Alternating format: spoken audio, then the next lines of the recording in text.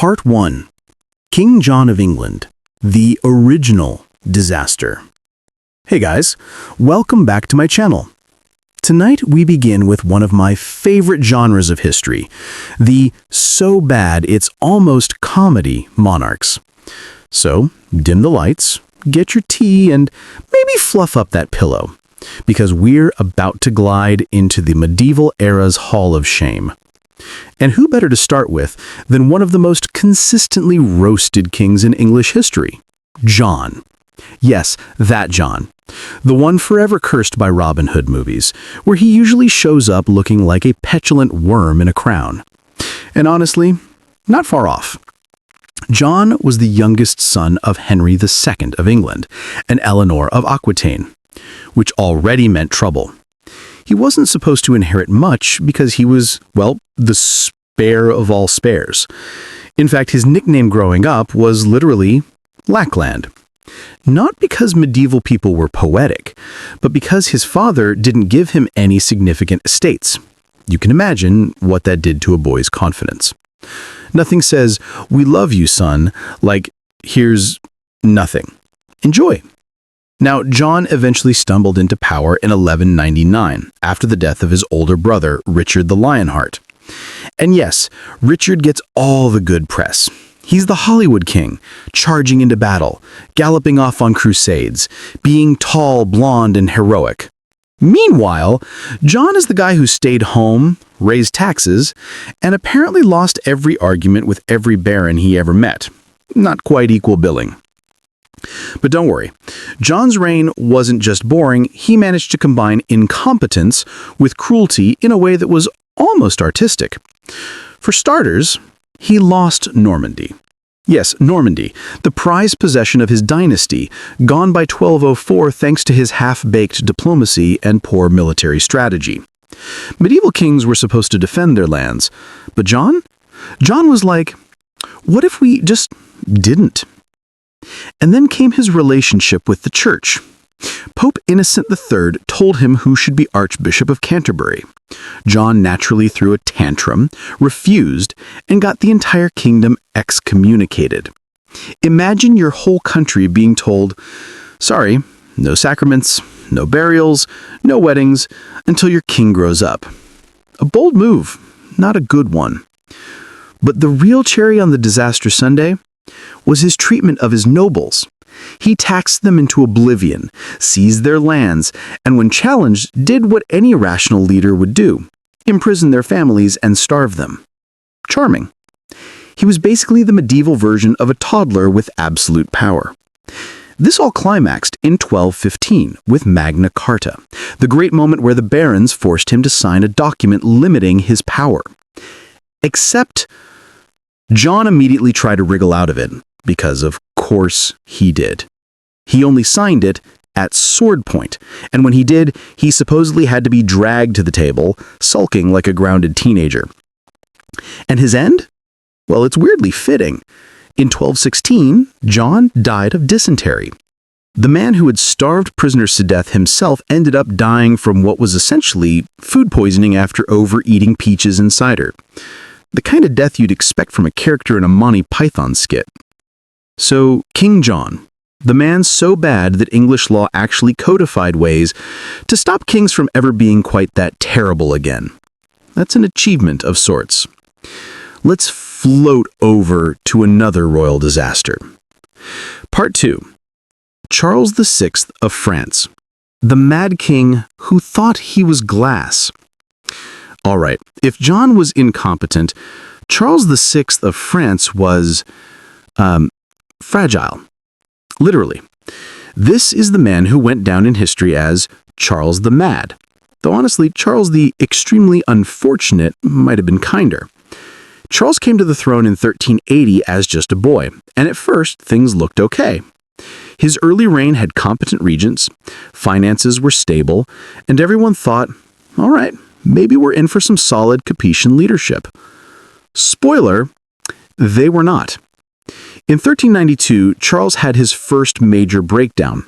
While riding with his army, he suddenly snapped, drew his sword, and attacked his own men in a frenzy, killing several before being restrained. After that, things never really returned to normal. He suffered repeated psychotic episodes, sometimes vanishing into paranoid delusions, sometimes wandering the halls unable to recognize his own family. The most infamous? His glass delusion. Charles became convinced his body was made of glass. He wore reinforced clothing, avoided contact with others, and insisted on moving carefully so he wouldn't shatter. Now, medieval people weren't exactly equipped with modern psychiatry, but even they knew this was not ideal kingly behavior. Meanwhile, France was spiraling.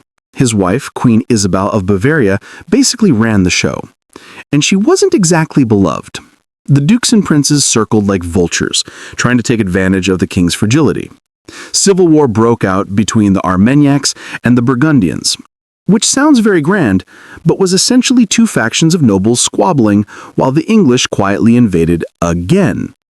And oh yes, this is the reign that brought us the Treaty of Troyes in 2020, which disinherited his own son, the future Charles VII, and declared Henry V of England heir to the French throne. You don't usually want your dynasty casually signed away while you're alive. But Charles was too busy not breaking like fine china. He lingered on until 1422, a tragic, broken figure, remembered more for his delusions than his governance. And yet, somehow, his son clawed back the kingdom with the help of a teenage peasant girl named Joan of Arc.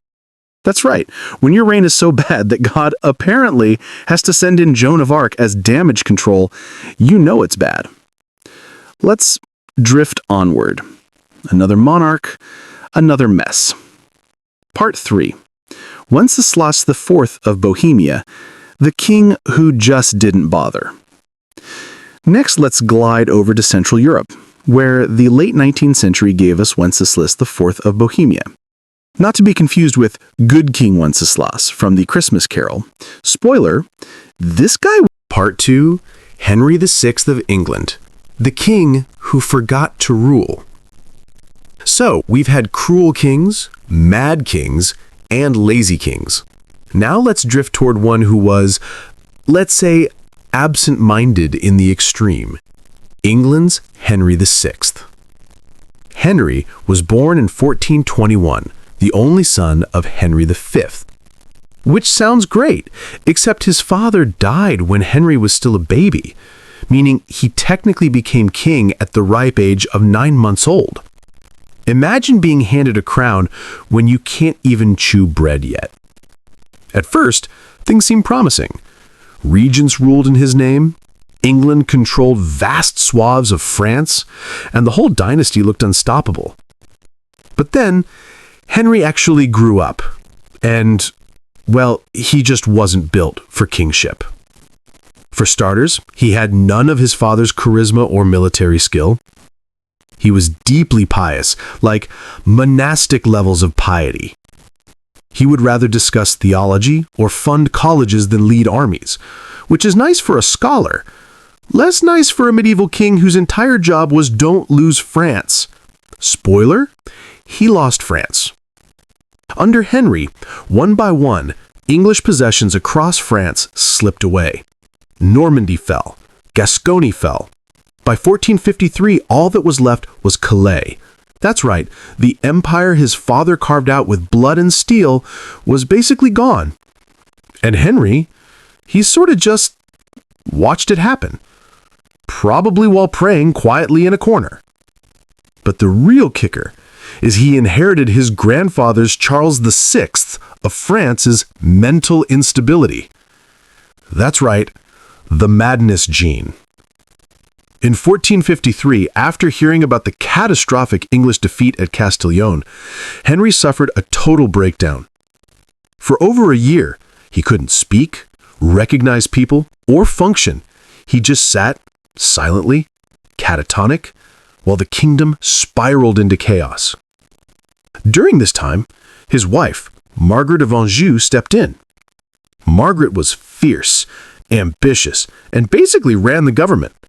She also became the de facto leader of the Lancastrian cause in what became the Wars of the Roses.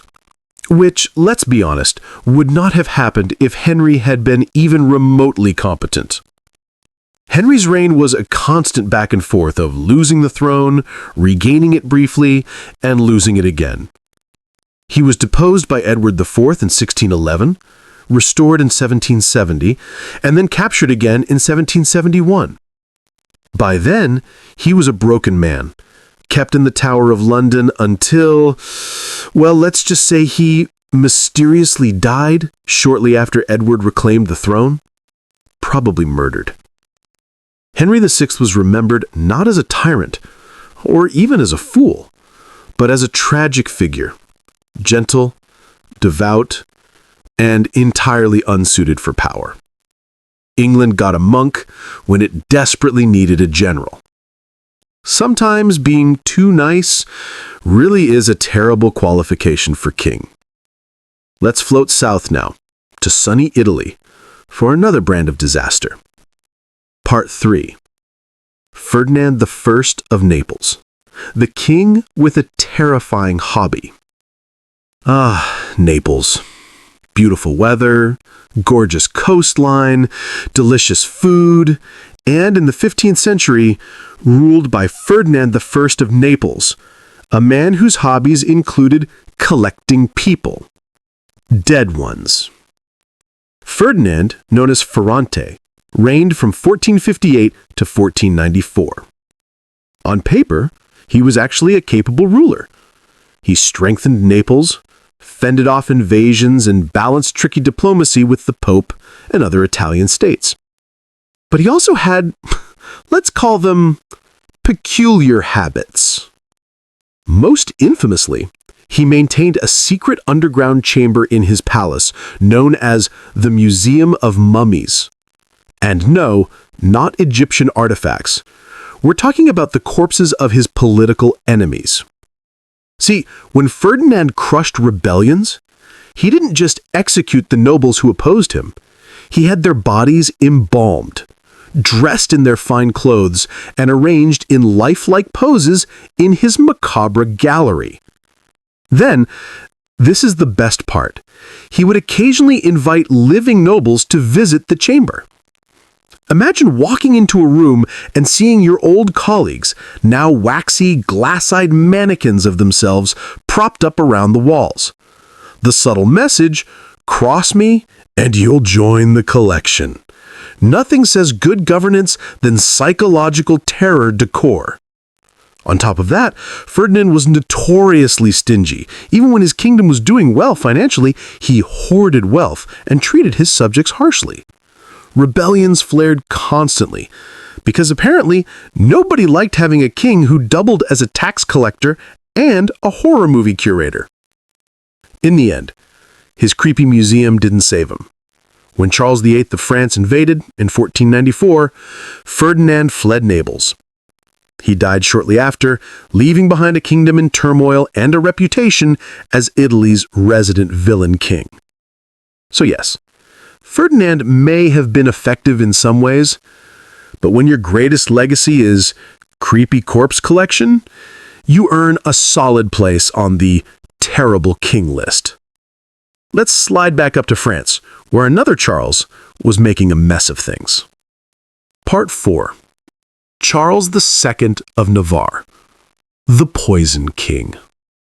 Our next terrible king was so bad, he actually earned the nickname Charles the Bad, which is refreshingly honest. This was Charles II of Navarre, who ruled from 1349 to 1387, and if you're wondering, was he really that bad? The answer is yes. Charles was devious, ambitious, and constantly scheming against basically everyone. He betrayed allies, switched sides in wars, and plotted against both France and England whenever it suited him. Spoiler, it didn't work. Navarre stayed small, and Charles left it weaker than before. His death was almost poetic in its awfulness.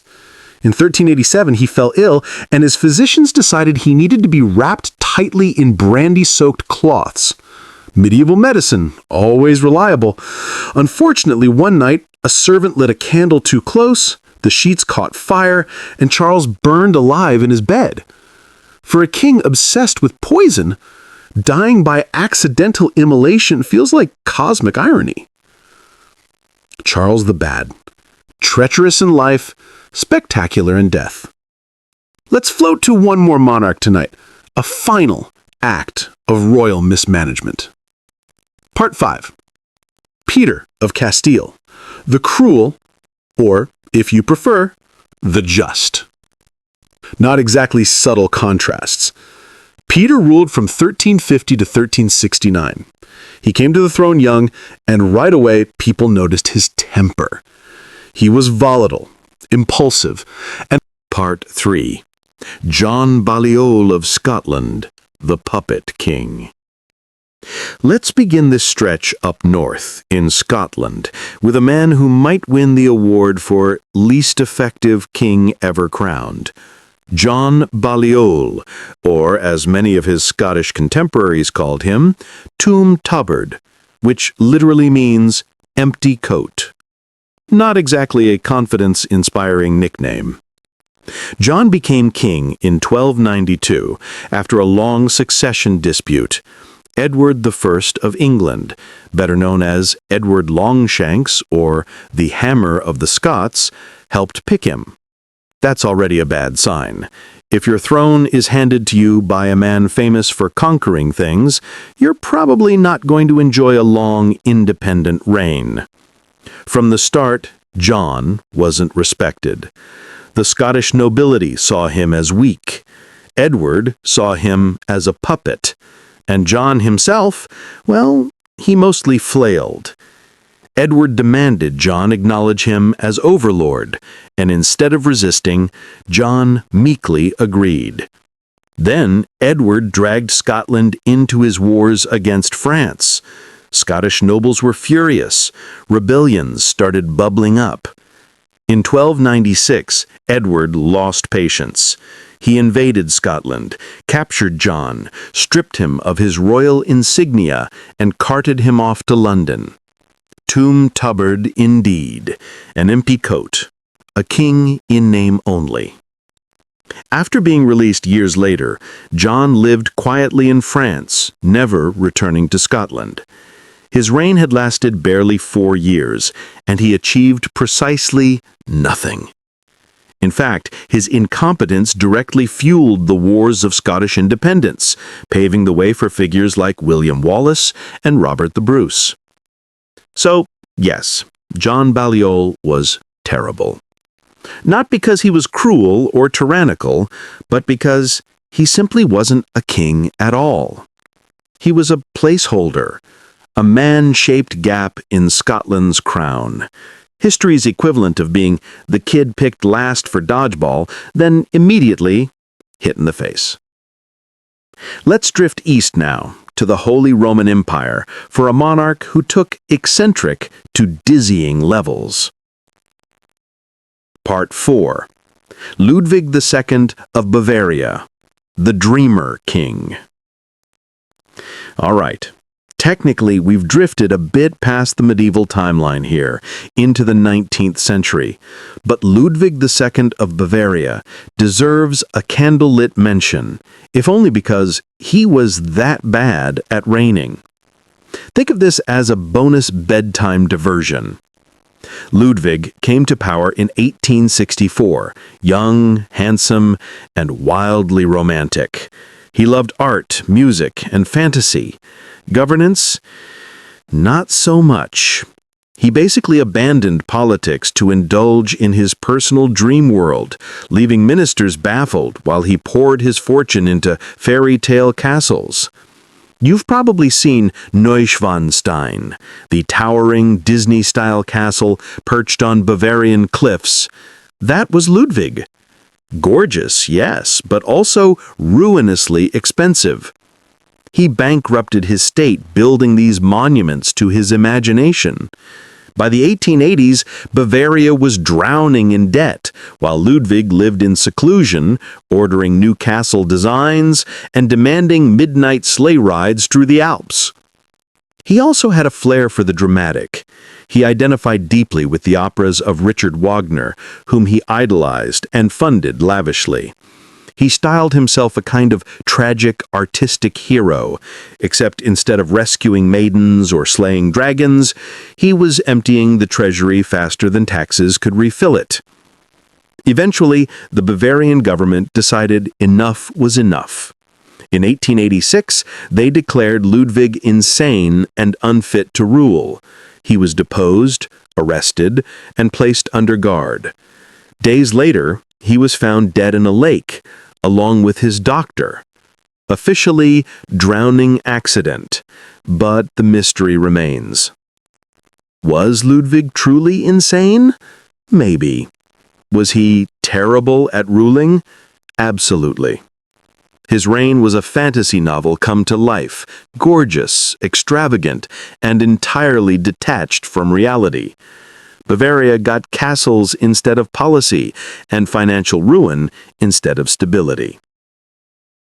All right, now let's gently float back to the true medieval era for another royal who, how to put this, did not have a long attention span. Part 5. James II of Aragon, the King of Bad Decisions. James II of Aragon ruled from 1291 to 1327, and he's often remembered as a man who couldn't quite stick to one plan, or one ally, or one war. Essentially, the medieval version of someone who keeps abandoning video game saves halfway through. Nicknamed the Just, though, like Peter of Castile, that's debatable, James inherited a strong Mediterranean position. Aragon controlled Sicily, and James had opportunities to expand influence in both Italy and Iberia. But instead of building carefully, he bounced from scheme to scheme. At first, he agreed to give up Sicily to the Pope, then changed his mind, then tried to invade Sardinia, then backed out, then allied with France, then broke the alliance. His reign was one long seesaw of treaties, betrayals, and half-hearted wars. The real kicker? His Sardinian conquest. James poured resources into claiming the island, sparking endless rebellions from the locals. Sardinia resisted fiercely, draining Aragon's coffers and manpower for decades. It was like trying to sit on a cactus and act surprised it hurts. Domestically, James wasn't much better. He clashed with his own nobles, his military campaigns bankrupted his treasury, and he constantly switched priorities without finishing anything. By the end of his reign, Aragon was stretched thin, debt-ridden, and exhausted. He wasn't cruel, he wasn't insane, he was just indecisive to the point of incompetence. History remembers him politely as the Just, but really, the perpetually confused might have been more accurate.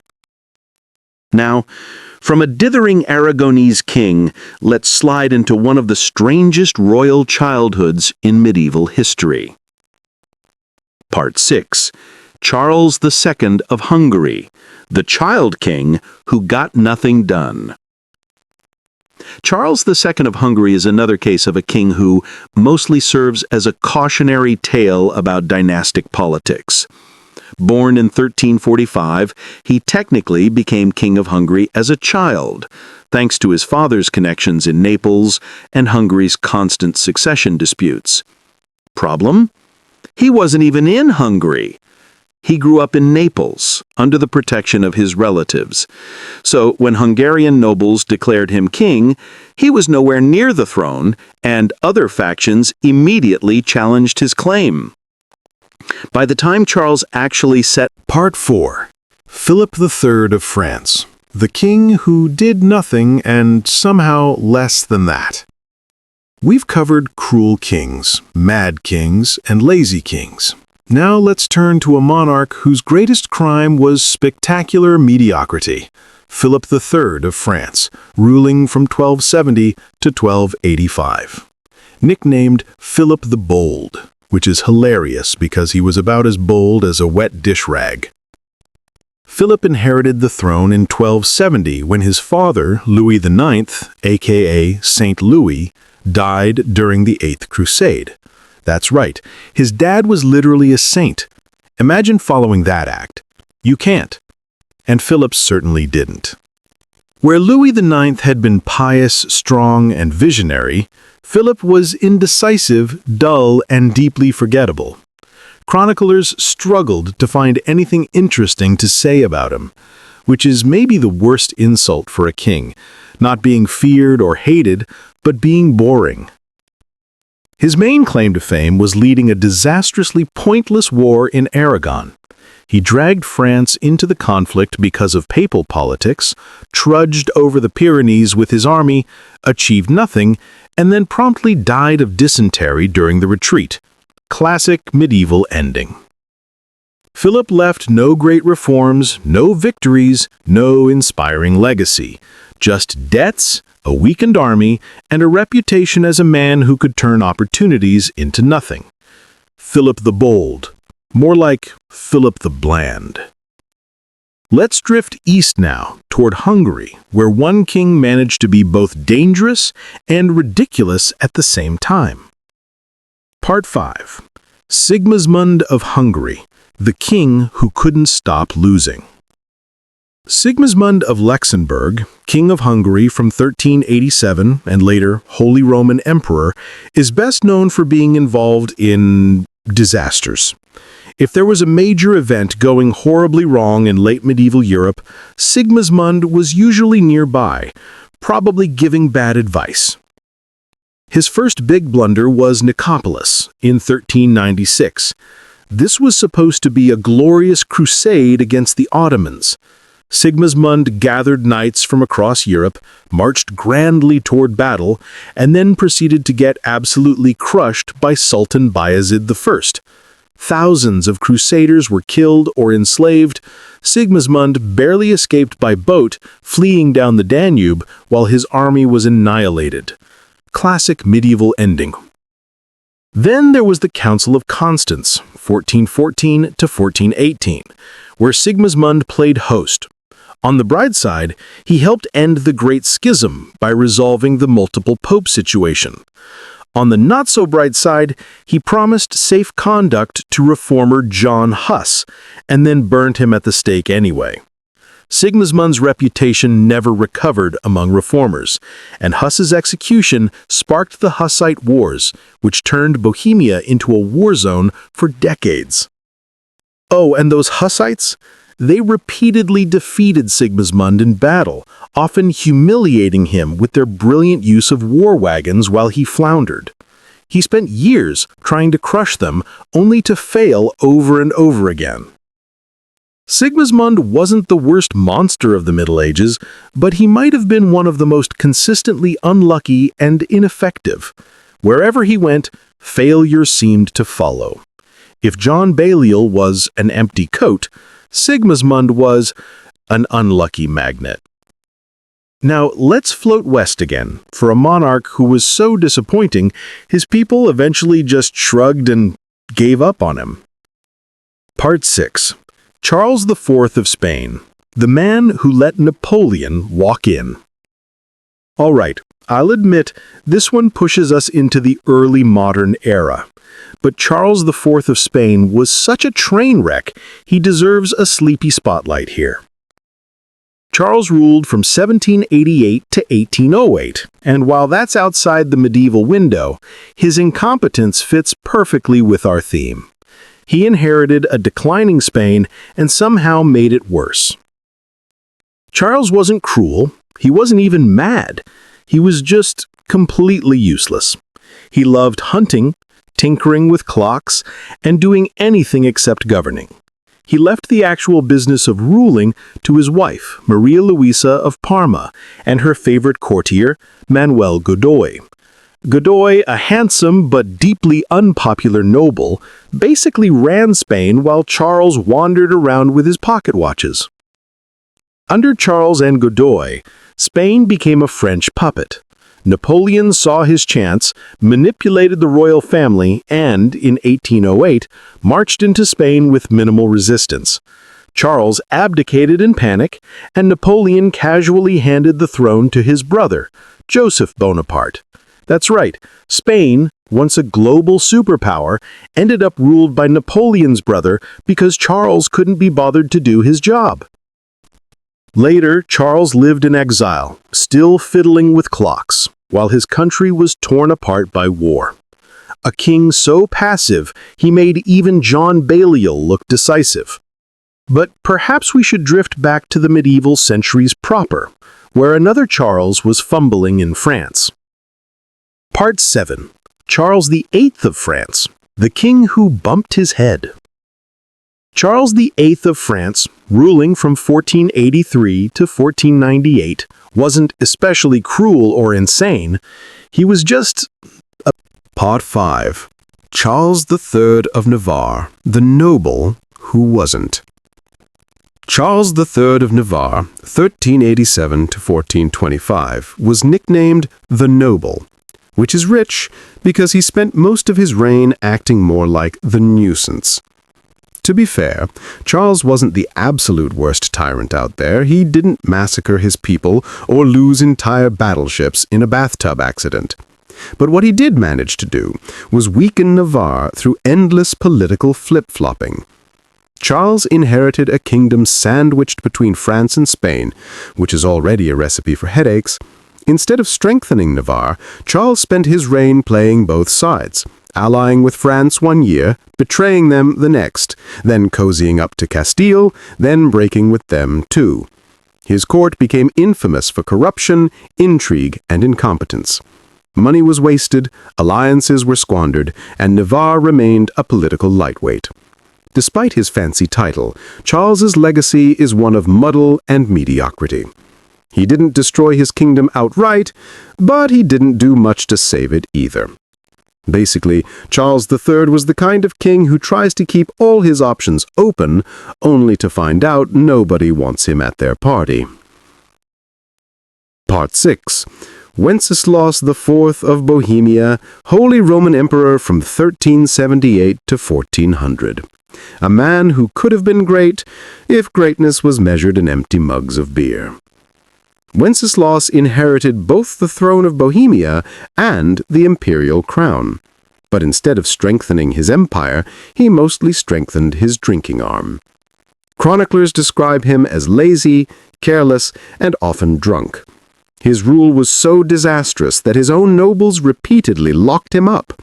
Imagine your subjects deciding, yeah, the safest thing is to literally imprison the king. When the church split in the Great Schism, Wenceslaus proved indecisive and incompetent. While Europe descended into chaos, he lounged in Prague, ignoring the empire's problems. His failure to lead was so obvious that German princes eventually deposed him in 1400. Wenceslaus's reign is remembered as a lost opportunity. Bohemia had real potential under his dynasty, but he was too busy drinking and neglecting his duties. Even in his own homeland, he became a symbol of weak kingship. A king who could have ruled an empire, but chose the tavern instead. Part 7. Edward II of England, the Disaster King. Now we come to one of the all-time greats in the terrible kings category. Edward II of England, ruling from 1307 to 1327. Edward had the misfortune of being the son of Edward I, a.k.a. the Longshanks, one of England's most formidable kings. Edward II, by contrast, had no interest in war, no real political skills, and a knack for surrounding himself with hated favorites. His reign quickly descended into chaos. He relied heavily on Piers Gaveston, his beloved companion, giving him titles and lands while alienating the nobility. The barons eventually murdered Gaveston, but Edward kept repeating the pattern, later favoring the Despencer family, who became even more despised. Then came the military humiliation. In 1314, Edward led an army to crush the Scots at Bannockburn. Instead, Robert the Bruce annihilated him. The defeat secured Scottish independence and became one of England's most embarrassing losses. Edward's wife, Isabella of France, eventually lost patience with his incompetence. She aligned with her lover, Roger Mortimer, invaded England, and deposed Edward. The king was imprisoned, humiliated, and eventually killed in 1327, allegedly in a spectacularly brutal fashion, though the infamous red-hot poker story may just be propaganda. Edward II is remembered as one of England's weakest, most disastrous monarchs, a man whose reign turned strength into humiliation and whose end was as messy as his rule. Part 9. Charles VI of France, the Mad King. We can't do this list without Charles VI of France, ruling from 1380 to 1422. His nickname? Charles the Mad. And unlike some nicknames, this one was accurate. He started strong. As a teenager, he showed promise, leading armies and inspiring loyalty. But in his mid-20s, he suffered his first major psychotic episode, attacking his own men in a frenzy. From then on, his reign became a tragic cycle of mental illness and political exploitation. He believed he was made of glass and would shatter if touched. He forgot his own name. Sometimes he refused to bathe or change clothes for months. At other times, he wandered the halls, raving and incoherent.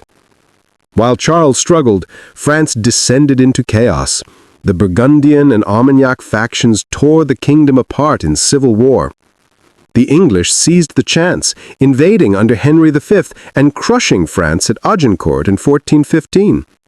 By the Treaty of Troyes in 1420, Charles was forced to disinherit his own son and recognize Henry V of England as heir to the French crown.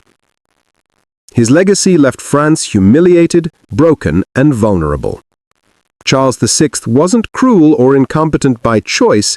His illness made him a pawn in the hands of ruthless nobles, but the result was still catastrophic. A king undone by his mind, and a kingdom undone with him. Part 10. Ladislaus the Posthumous, the king who never grew up. Sometimes, terrible kings aren't cruel, mad, or lazy. They're just tragically non-existent. Enter Ladislaus the Posthumous, king of Hungary and Bohemia in the mid-14th century. He was called the Posthumous because his father died before he was even born. Crowned as a child, he spent his short reign entirely in the hands of regents and power-hungry nobles. By the time he was old enough to rule, he was weak, indecisive, and politically useless. He became king of Hungary, Bohemia, and nominally Austria, but never controlled any of them effectively. He was essentially a living placeholder, just a name for others to fight over. Then, at only 17, he died suddenly, likely of leukemia, leaving behind nothing but instability. Ladislaus is less a king than a reminder of how dangerous child monarchs were in medieval Europe. Entire realms could collapse because fate handed the crown to a boy who never lived long enough to wear it properly. And so ends Part 5. Tonight we wandered through Charles the Nuisance, Wenceslas the Beer King, Edward the Disaster, Charles the Mad, Ladislaus the Placeholder, and Ferdinand IV, the Summoned. Truly, medieval Europe specialized in monarchs who were tragic, ridiculous, or just plain cursed. Part 6. Baldwin IX of Constantinople, the king who lost an empire.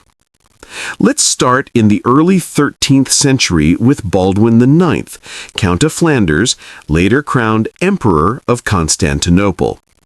He was ambitious, young, and apparently had no idea what he'd just signed up for. Baldwin became emperor in 1204 after the Fourth Crusade famously didn't reach Jerusalem. Instead, the Crusaders sacked Constantinople, installed Baldwin on the throne, and promptly left him to figure out how to rule a city that had just been turned upside down. Baldwin, bless him, tried. He attempted to secure his authority, negotiate with local nobles, and defend the fledgling Latin Empire from constant attacks. Unfortunately, he was over his head.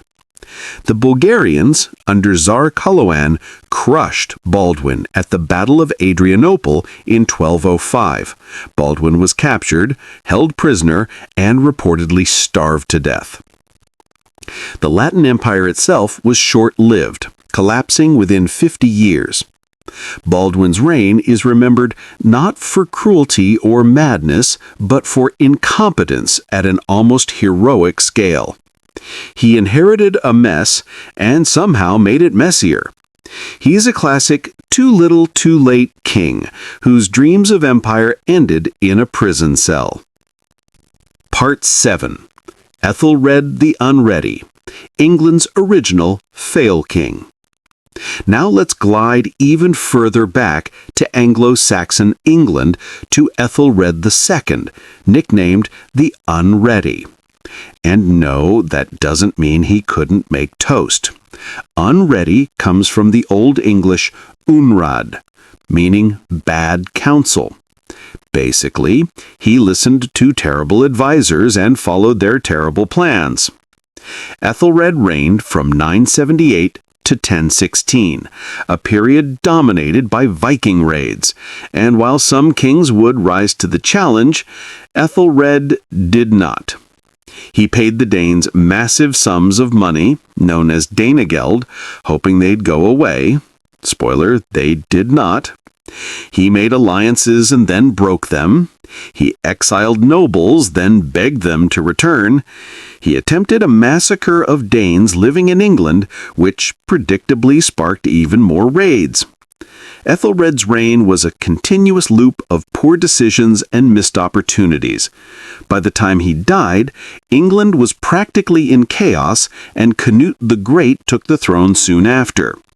Ethelred remains one of history's prime examples of a king who couldn't manage crises, listen to reason, or pick competent advisors, earning the nickname the Unready, and unfortunately the full blame for centuries of Viking misery.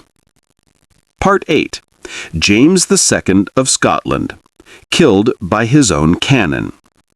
From failed kings to kings undone by their own weapons, we come to James II of Scotland, ruling from 1437 to 1460.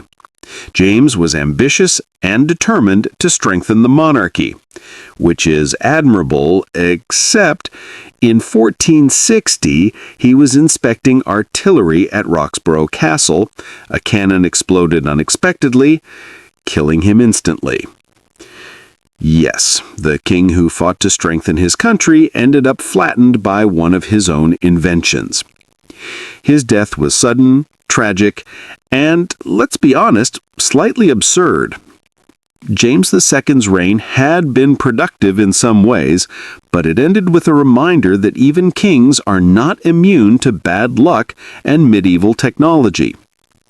Part 9. Sigismund of Luxembourg, Emperor of Misfortune. We briefly met Sigismund earlier, but his misadventures deserve another nod. Holy Roman Emperor from 1433 to 1437, King of Hungary, and later King of Bohemia, Sigismund's life reads like a catalogue of mismanagement. He survived battlefield defeats, lost nobles' loyalty, and presided over the Hussite Wars without ever really solving anything. Sigismund also inherited a kingdom prone to rebellion. He tried to mediate religious disputes, host councils, and rally armies. Mostly, he just ended up frustrated, humiliated, and unlucky. Sigismund's reign is a reminder that terrible kings don't need to be cruel, they can just be consistently ineffective. Misfortune has a way of making rulers look terrible, even if their intentions are okay. Part 10. Wenceslas II of Bohemia, the king who couldn't say no. Before Wenceslas IV, there was Wenceslas II of Bohemia, ruling from 1278 to 1305. Wenceslas II had ambition, which is usually good for a king, but he had one flaw. He said yes to everyone. He inherited Bohemia at a young age, but unlike some child kings, he actually managed to grow the kingdom's influence. So far, so good. The problem came when he got greedy. He tried to claim Poland, Hungary, and other neighboring lands. These ventures often succeeded briefly, then collapsed disastrously, leaving Bohemia overextended and financially strained. Meanwhile, his domestic policies were inconsistent. He overtaxed some regions, underfunded others, and relied heavily on favorites whose loyalty was questionable. By the end of his reign, Wenceslas II left a mixed legacy. Some expansion, some stability, but mostly exhaustion and debt. A king who wanted everything, but couldn't manage any of it properly. Part 11. Ladislaus III of Naples, the short-lived tragedy. Finally, let's end this part with Ladislaus III of Naples, 1403 to 1414. Another child monarch whose life was short, his reign full of turmoil, and his legacy non-existent. He became king as a child after his father's death, inheriting a throne embroiled in constant political conflict. His advisors fought each other, foreign powers meddled, and Ladislaus spent his entire life trying to survive rather than rule. He died at age 11, leaving Naples vulnerable to outside invasion. Child kings like Ladislaus III remind us that sometimes the worst monarchs aren't deliberately terrible. They're just powerless. History hands them crowns and the world grinds on around them while they try to keep up. And that wraps part 6. Tonight we floated through Baldwin IX of Constantinople, Ethelred the Unready, James II of Scotland, Sigismund of Luxembourg, Wenceslas II, and Ladislaus III, a mix of misfortune, mismanagement, and youthful tragedy, a perfect reminder that medieval kingship was rarely easy, often terrible, and sometimes just absurd. Part 7. Louis VI of France, the Fat and Forgetful King. Louis VI, known as Louis the Fat, ruled France from 1108 to 1137. The nickname might make you think he spent all his time at the table, but the truth is slightly more complicated. He was fat, yes, but also a very active king, at least early on. So why is he on a list of terrible monarchs? Well, his reign was marked by constant struggle against unruly nobles. Early on, Louis barely controlled the kingdom. Local lords acted independently, built private armies, and treated the king's authority like a polite suggestion rather than a law. Louis spent decades trying to curb their power, sometimes successfully, sometimes not so much. And then there's his personal life. Louis was reputed to be gluttonous and indulgent, though some sources suggest this was more about his size than his morals. Either way, he reportedly loved food and wine to excess, often overtaxing himself trying to maintain his energy for endless skirmishes. Louis VI was not exactly terrible in terms of cruelty or incompetence. He wasn't insane, nor was he passive. But his reign was exhausting, chaotic, and marked by constant personal and political struggle. France survived, barely, under a king who could have benefited from a diet plan and a nap. Part 8. Robert II of Scotland, the Lazy and Lucky. Next, let's drift north again to Robert II of Scotland, ruling from 1371 to 1390. He's often remembered as lazy but lucky, which is fair. He managed to hold on to the Scottish crown for nearly 2 decades without doing much of note. Robert inherited the throne after David II's death, at a time when Scotland was recovering from English invasions. Rather than lead armies, he preferred hunting, feasting, and leaving government to his advisors.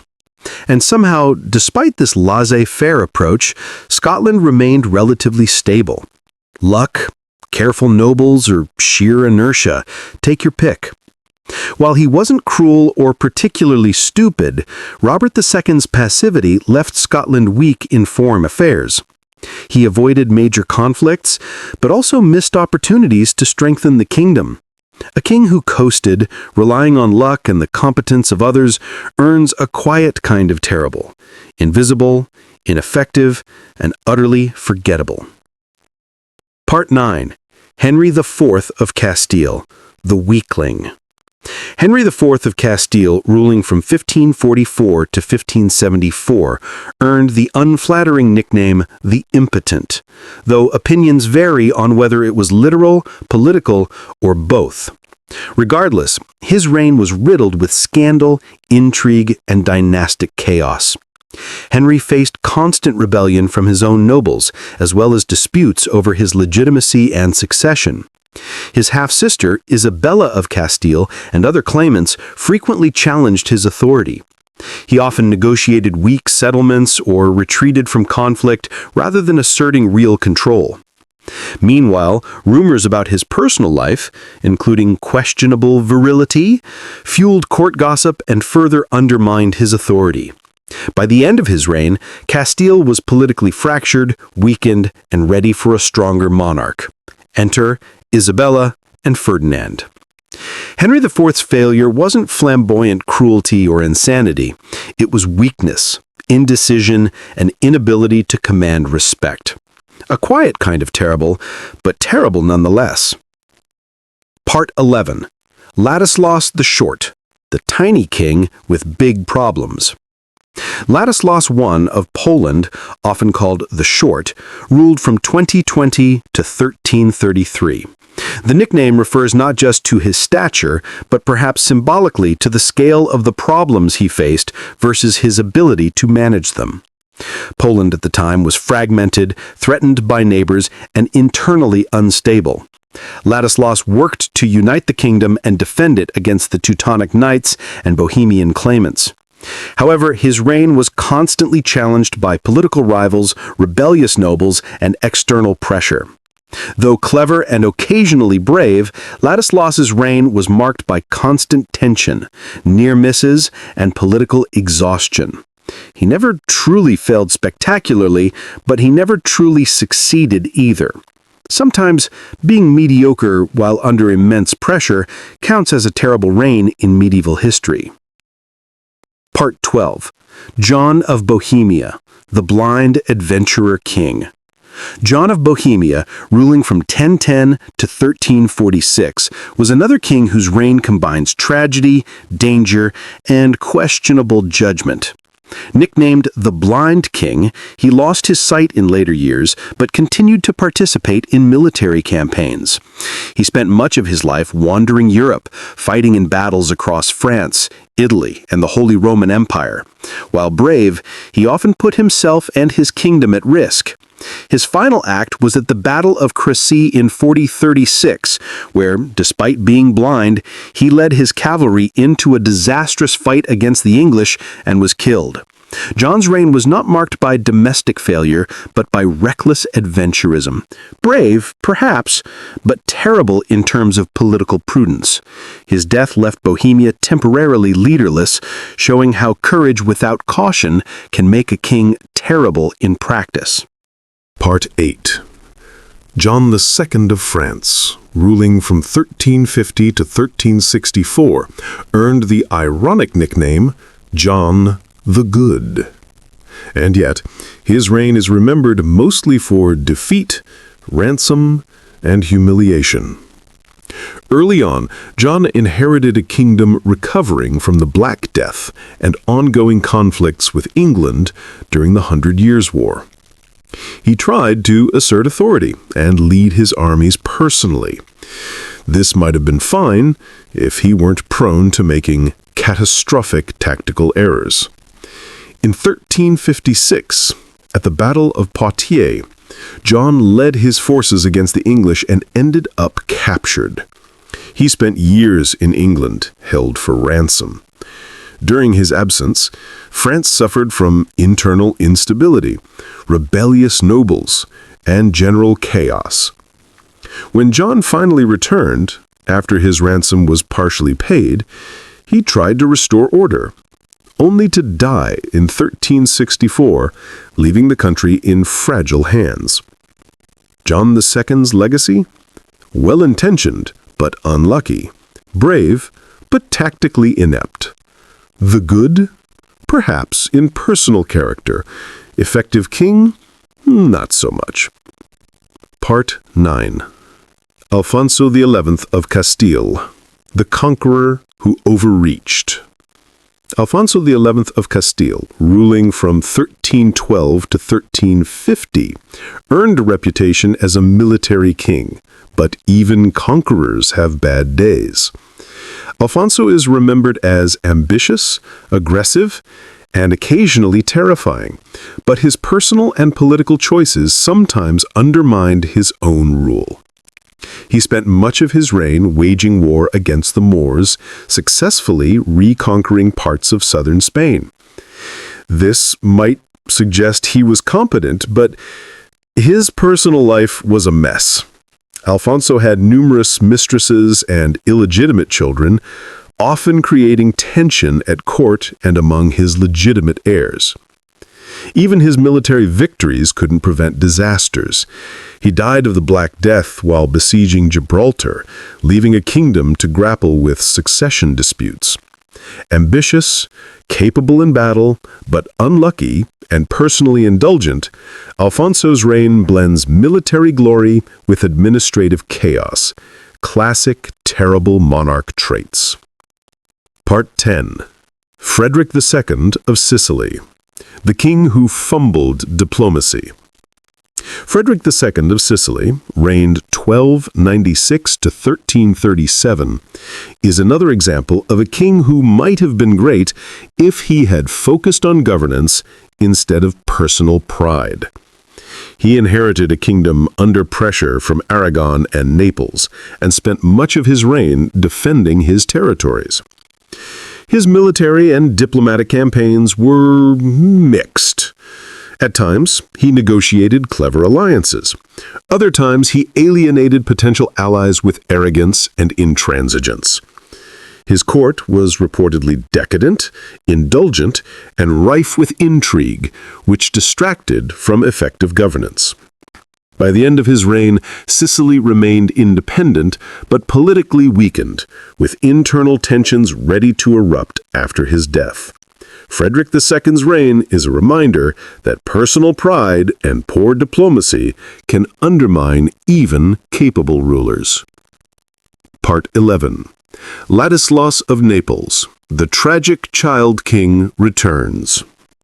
We briefly met Ladislaus the Short earlier, but Ladislaus of Naples 1377 to 1414 deserves its own moment. Another child king story, Ladislaus inherited a throne fraught with foreign claims and internal dissent. He spent his early years under regents and advisors, barely able to influence policy. When he came of age, he attempted to assert authority, but the political and military pressures were immense. Ladislaus's reign was marked by constant struggle against neighboring powers and rebellious nobles. He was clever, persistent, and occasionally successful, but his achievements were always tempered by the instability he inherited. By the time of his death, Naples remained vulnerable, showing how early misfortune can shape a king's effectiveness. Part 12. Charles of Navarre, the Bad Again. Returning to Charles II of Navarre, the Bad, just to emphasize the point, some dynasties specialize in producing terrible kings. Charles II spent much of his reign plotting, scheming, and undermining France, often dragging his small kingdom into larger conflicts, far beyond its capacity. His cunning often worked temporarily, but it also fostered resentment, rebellion, and ongoing instability. Charles II's life is a reminder that being smart doesn't always equal being effective, and that clever manipulation can still leave a king terrible in historical retrospect. Part 13. James I of Scotland, the long-imprisoned king. James I of Scotland was captured by English pirates at age 12 and spent 18 years in England before returning to claim his throne. One might think long captivity would create a cautious, wise ruler. Instead, James I returned determined, ambitious, and occasionally ruthless. He attempted to strengthen royal authority, suppress rebellious nobles, and modernize administration. This is technically good, but his methods were harsh. He executed nobles, seized lands, and occasionally overreached. While his reign stabilized Scotland long-term, the immediate impact was fear and resentment among the nobility. James I is a subtle example of a terrible king, effective in results, but terrible in method, leaving scars that outlasted his reign. Part 14. Henry III of England, the long-suffering weakling. Henry III of England inherited the throne as a child after King John's death. His reign lasted 56 years, long enough to see his kingdom thrive or fail spectacularly. Unfortunately, it was the latter, at least intermittently. Henry was deeply pious, fond of building projects, and personally gentle, but politically weak.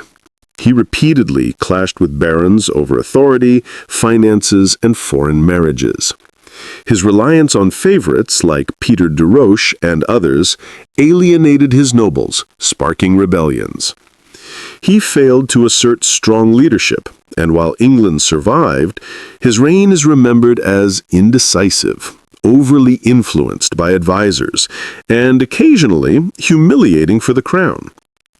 Henry III is a textbook example of a king whose good intentions couldn't compensate for weak character and political naivety. Part 15. Louis XIV of France, the Divorce King. Finally, for this part, Louis XIV of France, 1137 to 1180, deserves a quiet mention. Known for his disastrous marriage to Eleanor of Aquitaine, who eventually left him for Henry II of England, Louis XIV managed to insult, alienate, and ultimately lose one of the richest duchies in France. He also had a reputation for being pious to the point of indecision. Louis led the Second Crusade, which ended in failure, barely achieving anything and weakening France's prestige abroad. His reign wasn't blood-soaked or chaotic, but it was ineffective, personally humiliating, and a cautionary tale about royal marriages and ambition. And that softly closes Part 8. Tonight we wandered through John II of France, Alfonso XI of Castile, Frederick II of Sicily, Ladislas of Naples, Charles II of Navarre, James I of Scotland, Henry III of England, and Louis XIV of France. A mix of military misadventures, weak leadership, child kings, and marital disasters. A gentle catalogue of why medieval royalty often failed spectacularly.